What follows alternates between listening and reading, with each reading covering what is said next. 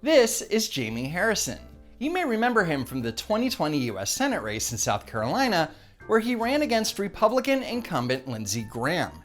Now, polls leading up to the November election had suggested that it was going to be a very close race. But in the end, Harrison lost the race by more than 258,000 votes. It wasn't even close.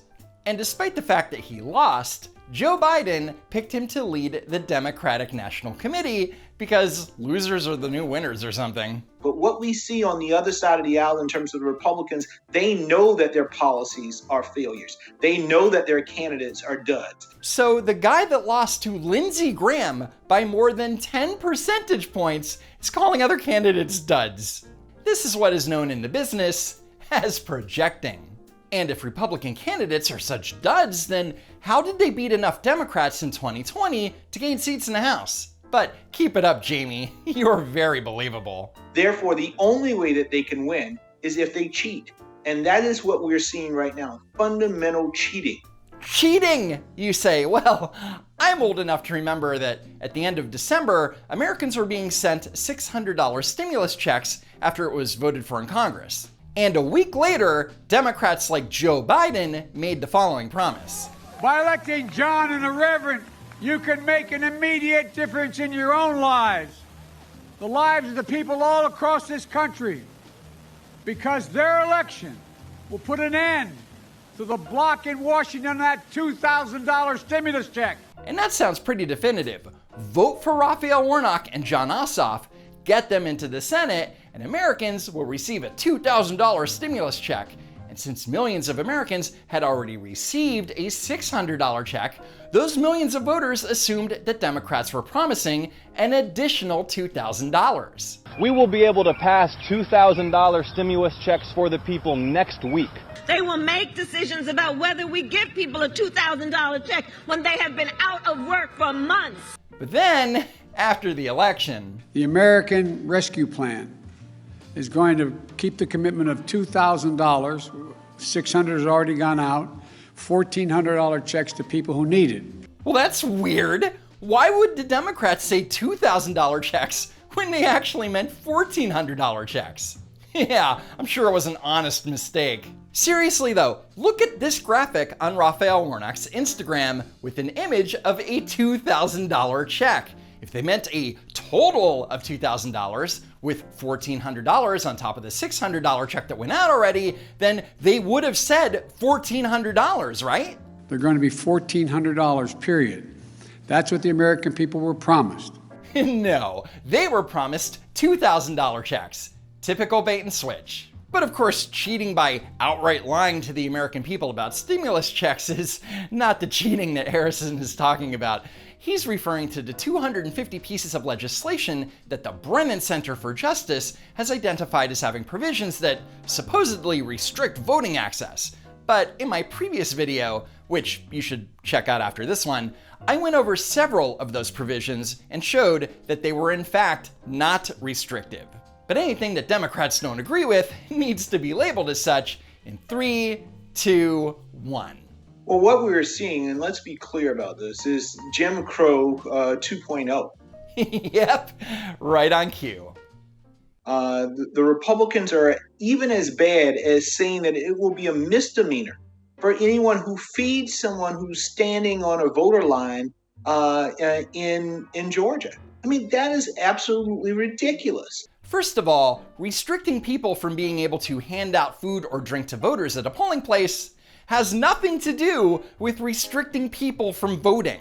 Anyway, Harrison is referring to Georgia House Bill 531, which would amend existing election law to read the following.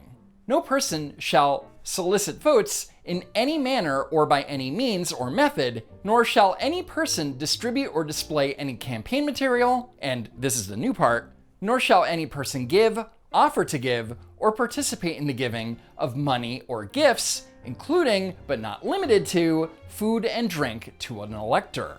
So all of this is to prevent what is known as electioneering around polling places. For example, you can't set up flyers or placards to try and influence voters, or give someone a gift to solicit a vote for a specific candidate. Now, you might be thinking, it's just giving them food or water, what's the problem? Well, the amendment to existing election law could be a response to the case of Kelly Rose, a Democrat Senate candidate who personally handed out water, oranges, and potato chips to a line of voters. According to PolitiFact, Rose claims that she wasn't campaigning and didn't break the law, but it is possible that people decided that they would vote for the pretty lady with the pink hair because she was nice to them.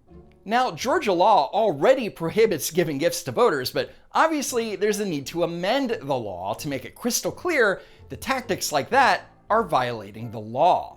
So with that said, according to Democrats like Jamie Harrison, not allowing candidates or other political operatives from giving food or drink to people in line at polling places is Jim Crow 2.0 and voter suppression.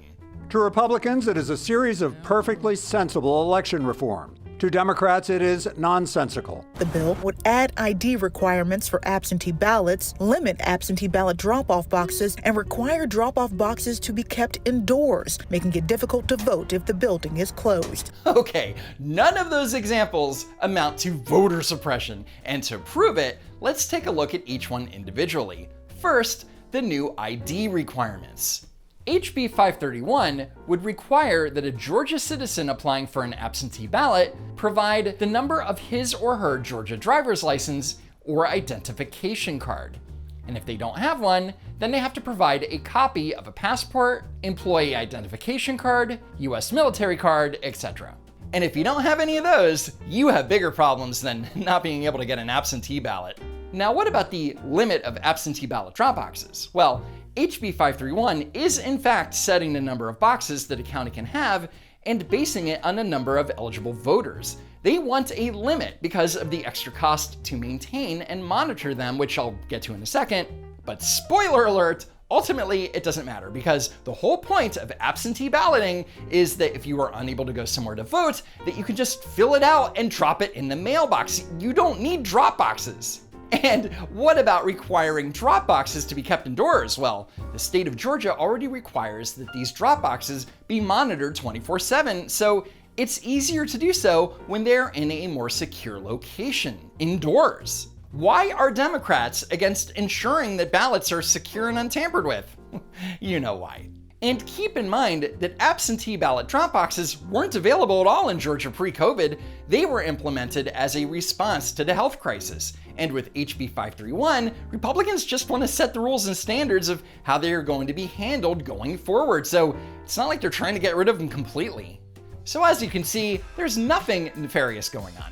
These provisions are all based in common sense. HB 531 is textbook voter suppression. And that is a textbook Democrat response. When you can't explain why voter reform is actually restrictive, then just cry voter suppression over and over again as loud as you can. Anyway, that's it for now. Thanks for watching, sharing, and slamming that like button. Check out the brand new Clown World merchandise in my merch store, and if you want one, the link is in the description. Then follow me on Twitter at Don't Walk Run and on Instagram at Don't Walk Run Productions. A special thanks again to Poofy for all of her help with this week's video, and you can follow her over on Twitter too. As always, thanks again for tuning in, and I hope to see you next time. If there is next time.